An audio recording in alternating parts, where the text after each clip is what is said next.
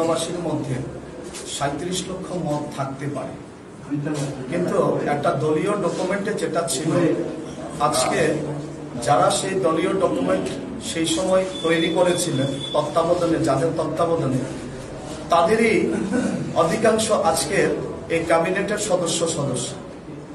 সেই জায়গায় আমাদের ক্যাবিনেট কোনো সদস্য বা সদস্য এটা বলছেন না যে 10,323-এর জন্য সরকার কোনো কিছু করছেন না।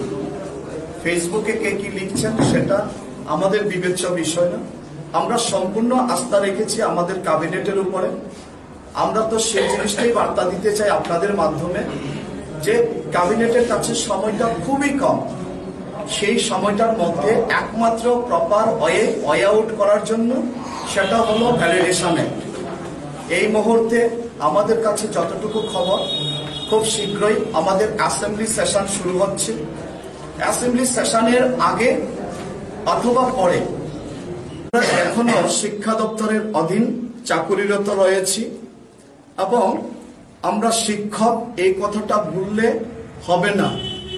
শিক্ষক মানে সমাজের মেরুদণ্ড, আর এই জায়গায় কোনো অমেরুদণ্ডী প্রাণীর মতো যদি আমরা অভব্য আচরণ করি আমাদের অধিকার রক্ষার্থে, তাহলে কোনো অভব্য আচরণ বা আন্দোলনের মধ্য দিয়ে গোটা ভারতবর্ষের ইতিহাসে নেই যে নিজেদের অর্জিত অধিকারের ক্ষেত্রে সেখানে স্বার্থ সাংবিধানিকগত দিক থেকে সুরক্ষিত হয়েছে।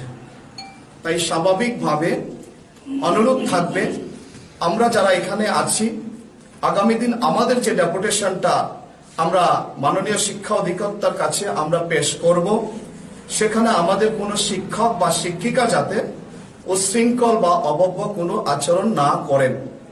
আমরা সম্পূর্ণ একটা গণতান্ত্রিক কাঠামোতে আমরা সুশৃঙ্খলভাবে আমাদের দাবি আদায়ের লক্ষ্যে আগামী 19 তারিখ দুপুর 1টা থেকে 3টার মধ্যেই আমরা মাননীয় শিক্ষা অধিকর্তার কাছে গণ ডেপুটেশনে মিলিত হব।